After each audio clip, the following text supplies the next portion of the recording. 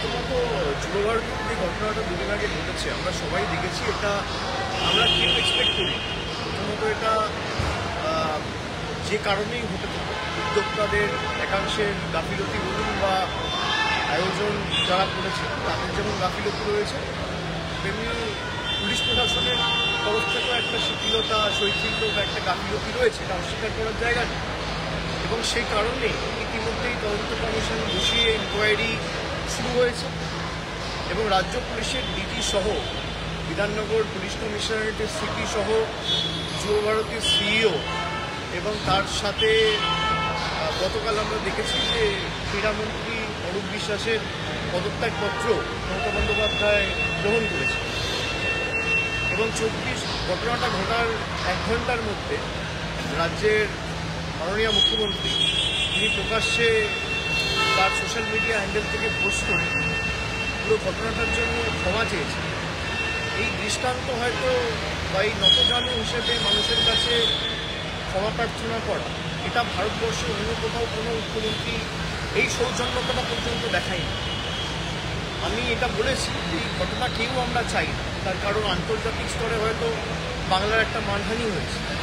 বাংলাকে খাটো করে ছোট করে কয়েকজনের আচার আচরণের কারণে বাংলার মাথা হেট হয়েছে। এটা আমাদের কারোর কাছেই কাম্য নয় বা এটা কখনোই কাঙ্ক্ষিত ছিল না। কিন্তু একটা ঘটনা ঘটে যাওয়ার পর সে রাজ্য সরকার কি করছে বা প্রশাসন কি করছে সেটাও আমাদের সকলের নজর রাখা উচিত। একাধিক রাজ্যে আপনারা দেখেছেন স্ট্যাম্পিডের ঘটনা ঘটে যাওয়ার পর কোনোরকম ধরপাকড় তো দূরের কথা, একটা প্রকাশ্যে এসে মানুষের উদ্দেশ্যে ক্ষমা প্রার্থনা করা বা রাজ্যের প্রশাসনিক প্রধান হিসেবে কোনো মুখ্যমন্ত্রীর ক্ষমা চাওয়ার কথা আমরা গত 40-50 বছরে স্বাধীনতার পর থেকে গত 70 বছরে কোথাও দেখতে পাইনি।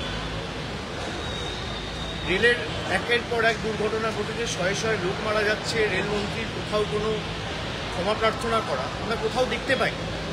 কিন্তু মুখ্যমন্ত্রী যেভাবে মানুষের কাছে তিনি, তার কোনো অহংকার নেই, তার কোনো উদ্ধত্ত দম্ভ নেই বিজেপির নেতা মন্ত্রীদের মতো। তিনি বারবার এটা বলেছেন যে আমাদের মাথা নত করতে হলে আমরা মানুষের সামনে করব। কোথাও একটা রাজ্য প্রশাসনের ভুল হয়েছে বা গাফিলতি ছিল সেটা তো তিনি স্বীকার করেছেন, স্বীকার করে ক্ষমা চেয়েছেন। এবং আমাদের এই ঘটনা থেকে শিক্ষা নিয়ে যাতে ভবিষ্যতে এই ঘটনার কোনো পুনরাবৃত্তি না, এটা সকলকে সুনিশ্চিত করতে হবে। এই নিয়ে রাজনীতি যারা করছে তারা বাংলাকে আরও ছোট করছে। আমাদের সকলের উচিত যে বাংলার যে ফুটবলের মেক্কা মদিনা বলতে আমরা বাংলাকে বলি এবং যে আশা উৎসাহ নিয়ে দর্শকরা এসেছিল, কয়েকজনের ব্যবহার এবং আচার আচরণ বা আধিক্যেতামি, আমি কথাটা শব্দটা এই কারণে ব্যবহার করছি, বেশি উৎসাহী হয়ে আধিক্যেতামি দেখাতে গিয়ে যারা সমর্থকদের বা ফ্যানদের অনেক কষ্টে মানুষ টিকিট কেটে এসছে, যারা নিরাশ করেছে তাদের জবাবদিহি করতে হবে। এবং উদ্যোক্তারা নিশ্চিতভাবে দায়ী, তার কারণ সেখানে যে অনুষ্ঠানগুলো হওয়ার কথা ছিল কোনোটাই হয়নি এবং নির্ধারিত বা নির্দিষ্ট সময়ের অনেক আগেই তিনি এয়ারপোর্টে ফিরে অন্য রাজ্যের উদ্দেশ্যে রওনা দিয়েছেন। তা নিশ্চিতভাবে যারা পুজোয় নতুন জামা কাপড় না কিনে মাসের পর মাস টাকা জমিয়ে কেউ 10,000, কেউ 8,000, কেউ 12,000, কেউ 15,000 টাকার টিকিট দিয়ে এক ঝলক মেসিকে দেখবে বলে এসেছিল, তাদের হতাশ হওয়ার কারণ রয়েছে এবং এটা যথার্থ। কিন্তু এটা নিয়ে যেন রাজনীতি না হয়। তাদের যাদের বিরুদ্ধে ক্ষোভ ছিল, যাদের বিরুদ্ধে অভিযোগ ছিল, তাদের সকলের বিরুদ্ধে রাজ্য ব্যবস্থা নিচ্ছে। সে পুলিশ প্রশাসনের প্রতিনিধি হোক বা যুবভারতীর সিইও হোক বা মন্ত্রিসভার কোনো সদস্য হোক, এবং এই নিয়ে তদন্ত চলছে। আগামী দিনে যাদের গাফিলতি পাওয়া যাবে বা যাদের শৈথিল্যের কারণে এই ঘটনা ঘটেছে, যাদের ইনভলভমেন্ট থাকবে তাদের সকলের বিরুদ্ধেই আমি নিশ্চিত রাজ্য সরকার ব্যবস্থা নেবে। এসআইআরের কথা যে বেরিয়েছে তাতে দেখা যাচ্ছে কলকাতার 2021-এ তৃণমূল কংগ্রেসের অনেক আসন, অনেক বিধানসভায় জয়ের যে মার্জিন তার প্রায় 2-3 গুণ লোকের নাম বাদ গেছে। এটা কি কোনো বাড়তি চাপ হতে পারে শাসক দলের জন্য? না, প্রথমত যে তালিকাটা বেরিয়েছে এটা খসড়া তালিকা, এটা ড্রাফট লিস্ট। এখনো প্রায় ক্লেম অবজেকশন পিরিয়ড চলবে 31শে জানুয়ারি, ফার্স্ট উইক অফ ফেব্রুয়ারি অবধি। তো এখনো প্রায় 45-50 দিন ক্লেম অ্যান্ড অবজেকশনের কাজ চলবে। ফাইনাল লিস্ট বেরোবে খুব সম্ভবত 14ই ফেব্রুয়ারি। এটাকেই ফাইনাল ধরে নেওয়ার কোনো কারণ নেই। কিন্তু যারা বাংলাকে খাটো করে ছোট করে অনুপ্রবেশকারীদের আঁতুড়ঘর বলে বাংলাকে আখ্যায়িত করেছিল বা বাংলাকে কালিমালিপ্ত করেছিল, 1 কোটি রোহিঙ্গা, 1.5 কোটি রোহিঙ্গা বাদ যাবে, 1.5 কোটি বাংলাদেশি থাকে, তাদের তথ্য কার্যত ইলেকশন কমিশনারই এসআইআরই খারিজ করে দিয়েছে। এবং প্রত্যেকটা সামারি ডিভিশনে, স্পেশাল সামারি ডিভিশন যখন হয় 1.5-2% এমনিই বাদ যায়। তো এবারেও যে 24 লক্ষ ডেথ বেরিয়েছে সেটা দেখা গেল 2%, সেটা অ্যাভারেজে প্রত্যেকটা সামারি ডিভিশনেই বাদ যায়। এবার নো ম্যাপিং এর কেসগুলো হয়তো কেউ রাজ্য থেকে বাইরে গেছে, কেউ অন্য জায়গায় শিফট করেছে, কাউকে ট্রেস করে পাওয়া যাচ্ছে না। তো এই যে কেসগুলো রয়েছে এগুলো ক্লেম অ্যান্ড অবজেকশন পিরিয়ডে ক্লেম ফাইল করা হবে, তার পরবর্তীকালে হিয়ারিং হবে, তারপরে ফাইনাল লিস্টে তার নাম থাকবে কি না থাকবে সে হিয়ারিংয়ের বেসিসে তার নাম প্রকাশিত হবে ফাইনাল লিস্টে। এটাকেই ফাইনাল লিস্ট ধরে নেওয়ার কোনো কারণ নেই। তবে যে উদ্দেশ্য নিয়ে বিজেপি তাদের সহকারী সংস্থা নির্বাচন কমিশনকে কাজে লাগিয়ে বাংলায় এসআইআর করতে চেয়েছিল, তারা মুখ টুকরে পড়েছে এবং তাদের ষড়যন্ত্র সর্বতভাবে ব্যর্থ।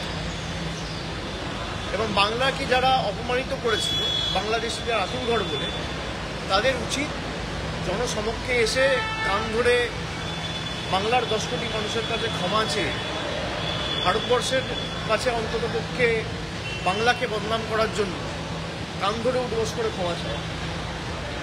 একের পর এক ঘটনা, মানরেগার টাকা বন্ধ থেকে আবাস যোজনার টাকা বন্ধ, সন্দেশখালি দিয়ে বাংলাকে কলুষিত করা, এসআইআর করে বাংলাকে বাংলাদেশি বলে বাঙালিকে দাগিয়ে দেওয়া, বাংলার অস্তিত্বকে অস্বীকার করা। যারা বিজেপির মুখ্যমন্ত্রী রয়েছে তারা বলছে যে বাংলায় কথা বলবে তাকে ডিটেনশন ক্যাম্পে নিয়ে যাব, জেলে ঢুকিয়ে দেবো, তাদেরকে পুরস্কৃত করা। বাংলা বলে কোনো ভাষা নেই, আমাদের এই মাটির বিপ্লবীদের অসম্মানিত করা। এমনকি আপনারা জানেন যে মানরেগার নাম পাল্টে দেওয়া হচ্ছে। মহাত্মা গান্ধী জাতির জনক বলে আমরা যে বাপুকে চিনি, মহাত্মা নামটা দিয়েছিল কবিগুরু রবীন্দ্রনাথ ঠাকুর। এই মহাত্মা উপাধিটা দিয়েছিল কবিগুরু রবীন্দ্রনাথ ঠাকুর। আজকে সেই মহাত্মা গান্ধীর নামটাই 100 দিনের কাছ থেকে বিজেপি বাদ দিয়ে অন্য নামে রিব্র্যান্ডিং করে 60% টাকা নিজেরা দেবে, 40% টাকা রাজ্য দেবে। নতুন বিল এনেছে লোকসভা, আজকে সে নিয়ে আলোচনাও হবে। আমরা এই কারণেই এদেরকে বাংলা বিরোধী বলি। কোনো রাম শ্যাম যদু মধু নয়। যে উপাধি কবিগুরু রবীন্দ্রনাথ ঠাকুর দিয়েছিল সেই উপাধি কেড়ে নিয়ে নিজেদের ইচ্ছামতো নাম বদল করে রাজ্যের টাকা আটকে রেখে জোর জবরদস্তি করে 2 কোটি 64 লক্ষ 65 লক্ষ জব কার্ড হোল্ডারকে বঞ্চিত করা। যারা কাজ করেছিল এমন প্রায় 70 লক্ষ 69 লক্ষ জব কার্ড হোল্ডারের যোগ্য প্রাপ্য পাওনা তারা আটকে রেখেছে। প্রায় 2 বছর 2.5 বছর পর রাজ্য সরকার নিজের কোষাগার থেকে ডাইরেক্ট ব্যাংক ট্রান্সফার করে তাদের যোগ্য টাকা 2024 ফেব্রুয়ারি মাসে তাদের ব্যাংক অ্যাকাউন্টে পৌঁছে দিয়েছে। এবং যে উদ্দেশ্য নিয়ে তারা এসআইআর করেছে পুরোটাই মুখ থুবড়ে পড়েছে। এবং বিজেপির যদি ক্ষমতা থাকে তাহলে ইলেকশন কমিশনের কাছে তো অনেকবার যায় একটা চিঠি লিখে যাদের নাম তালিকা থেকে বাদ গেছে সে তালিকাটা প্রকাশ করবে। এবং সীমান্তবর্তী এলাকায় কাদের নাম বাদ গেছে তালিকা প্রকাশ করে, বিহারেও তো তালিকা প্রকাশ করতে পারি। আমরা চাই তালিকা প্রকাশ করা, অ্যাকাউন্টেবিলিটি কোথায়? আজকে এসআইআরের কারণে, অপরিকল্পিত এসআইআরের কারণে একের পর এক বিএলও আত্মঘাতী হয়েছে। তারা দায় চাপিয়েছে ইলেকশন কমিশনের উপর। এই বিএলওদের তৃণমূল কংগ্রেস বা আমাদের সরকার অ্যাপয়েন্ট করেনি, এই বিএলওদের অ্যাপয়েন্ট করেছে ইলেকশন কমিশন। আজকে তারা আত্মঘাতী হয়ে দায় করে গেছে ইলেকশন কমিশন। এই অপরিকল্পিত এবং কোনোরকমভাবে কোনো আলোচনা না করে হঠাৎ করে 2 বছরের এসআইআরের কাজ আমি 2 মাসে সম্পূর্ণ করব বলে জোর জবরদস্তি মানুষের ঘাড়ে এসআইআর চাপিয়ে দিয়ে মানুষ বেছে নেওয়া কে ভোট দেবে, আর ভোটাধিকার খর্ব করে, মৌলিক অধিকার খর্ব করে আমার রাজনৈতিক স্বার্থ চরিতার্থ করার যে নির্লজ্জ ষড়যন্ত্র এবং পরিকল্পনা, তার যোগ্য জবাব মানুষ আগামী দিন দেবে। কিন্তু বাংলাকে যেভাবে এরা হেনস্থা করেছে, আমার অনুরোধ থাকবে অন্ততপক্ষে এখানকার বিজেপির নেতা যারা আছে, যারা বাংলায় জন্মেছে, যারা দিল্লির তল্পিবাহক হিসেবে কাজ করছে, দিল্লির চাটুকারিতা না করে, কৃতদাসত্ব না করে, আর তল্পিবাহকতা না করে, বাংলার ন্যূনতম সম্মান বোধ যদি তাদের থাকে, বাংলার প্রতি ন্যূনতম সম্মান বোধ বা বাংলার প্রতি ন্যূনতম বিবেকবোধ যদি তাদের থাকে, তাহলে অন্ততপক্ষে বাংলাকে বাংলাদেশের সাথে তুলনা করে বাংলাদেশি বলে আমাদের পুরো জাতিটাকে আখ্যায়িত করে 10 কোটি বঙ্গবাসীকে যারা অপমান করেছে, তারা কান ধরে মানুষের কাছে ক্ষমা চায়। 1 কোটি বাংলাদেশি নাকি পশ্চিমবঙ্গে ঢুকে গেছে, 1 কোটি রোহিঙ্গা ঢুকে গেছে, তাহলে কোথায় তারা? আমি তর্কের খাতিরে ধরে নিলাম বাংলায় বাংলাদেশিরা ঢুকেছে, তর্কের খাতিরে। তাহলে ভারতবর্ষের রাজধানী দিল্লিতে ব্লাস্ট হচ্ছে কি করে? পেহেলগামে জম্মু কাশ্মীর থেকে, বর্ডার থেকে সন্ত্রাসবাদীরা ঢুকছে কি করে? সেখানে তো তৃণমূল কংগ্রেস নেই। জম্মু কাশ্মীরের মুখ্যমন্ত্রী তো মমতা ব্যানার্জি নয়। জম্মু কাশ্মীরের পুলিশ তো তৃণমূল সরকার চালায় না। আজকে সেখানে ব্লাস্ট হওয়ার পরেও যার ব্যর্থতার কারণে সেখানে টেররিস্টরা ঢুকে দিনের বেলায় হত্যালীলা চালানো, সেই আইবি চিফকে 1 বছর এক্সটেনশন দেওয়া হলো কি কারণে? সেই আইবি চিফের ব্যর্থতার কারণে দিল্লিতে ব্লাস্ট হলো, সে এখনো তার নিজ পদে বহাল কি কারণে? এই উত্তরগুলো তো দিতে হবে। এই উত্তরগুলো আমরা পার্লামেন্টে করলে কোশ্চেন কোনোদিন আসে না, ওঠেই না। যারা বাংলাকে ছোট করতে চেয়েছে, যারা বাংলাকে খাটো করতে চেয়েছে, তারা নিজেই ছোট হবে। কবির কথায় বলি, রবীন্দ্রনাথ ঠাকুর বলেছেন, হাউই কহিল মোর কি সাহস ভাই, তারকার গায়ে আমি দিয়ে আসি ঠাই। কবি কহে তারকারও লাগে না তো কিছু, সেই ঠাই ফিরিয়ে আসে তোরই পিছু পিছু। আকাশের দিকে তাকিয়ে থুতু ফেললে নিজের গায়ে পড়ে। বিজেপির নেতাদের উপলব্ধি করার সময় এসেছে।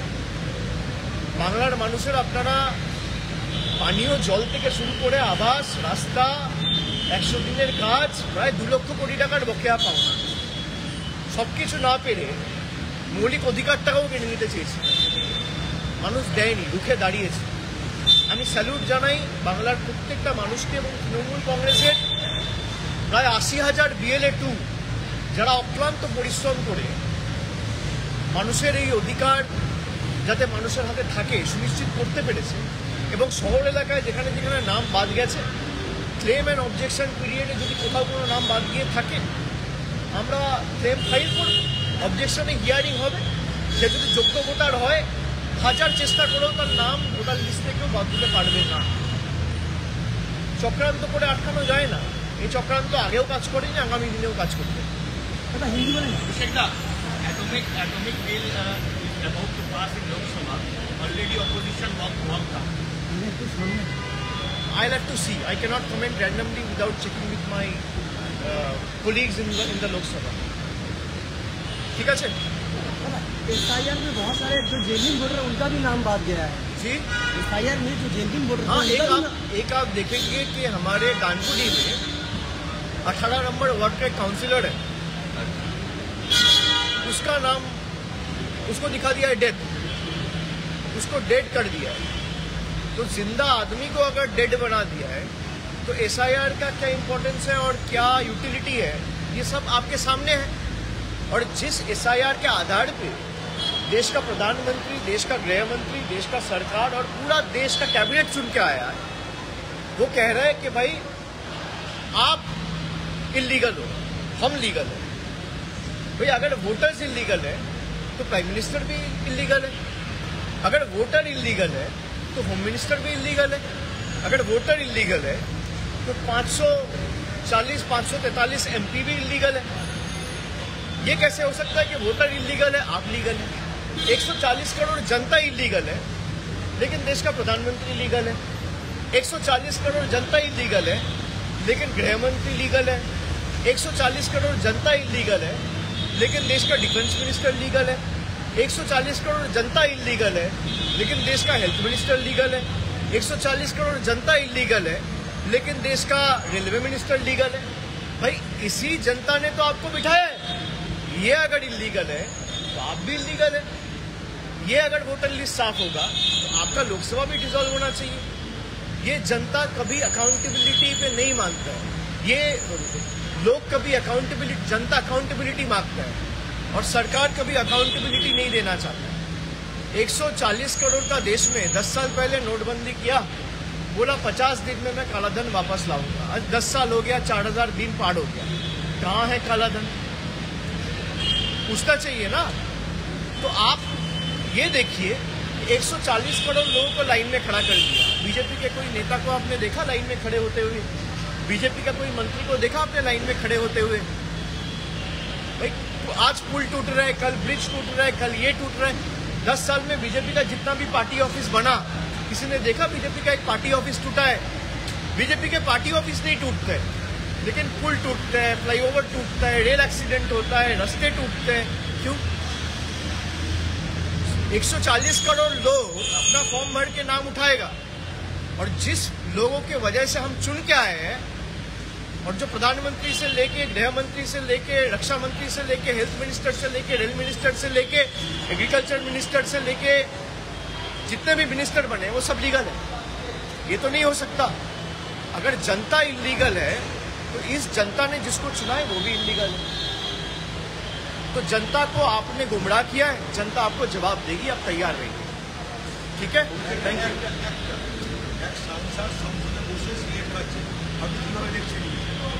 না আমি যতক্ষণ না কিছু দেখবো, আমি ফুটেজের বেসিসে আমি কোনো কথা বলতে পারবো না। যদি কোথাও কোনো ফুটেজ থাকে আপনারা রিলিজ করবেন, দেখাবেন, দলীয় তরফ থেকে আমরা ব্যবস্থা নেব। কারো স্পেকুলেশনে আমি কোনো মন্তব্য করতে পারবো না। এই ইলেকশন কমিশন একটা করে হোয়াটসঅ্যাপ লিক করবে আর আপনারা তার বেসিসে আমাদেরকে প্রশ্ন করেন। আপনি ইলেকশন কমিশনকে বলুন যে অফিসিয়াল স্টেটমেন্ট, তার বেসিসে আমাকে প্রশ্ন করেন। কোন বিজেপির সাংসদ কোথায় একটা টুইট করে 5 সেকেন্ডের একটা ফুটেজ ছাড়ছে মুখ ঢাকা, তার বেসিসে আমি কোনো কথা বলতে পারবো না। পার্লামেন্টে না কম করে কিছু না হলেও 50 থেকে 100টা ক্যামেরা আছে। আপনি ফুটেজ রিলিজ করবেন, তারপর আমাকে প্রশ্ন করবেন, এবং দলীয় স্তরেও আমরা দরকার হলে সমাজ করে ব্যবস্থা। এরকম ঘটনা তৃণমূল কংগ্রেস এনকারেজ করে। আমরা পার্লামেন্টের যে গরিমা বা পার্লামেন্টের যে মর্যাদা, সেটাকে আমরা সবাই রেসপেক্ট করি। পার্লামেন্ট ধূমপান করার জায়গা নয়, অ্যাটলিস্ট হাউসের ভিতরে। ঠিক আছে।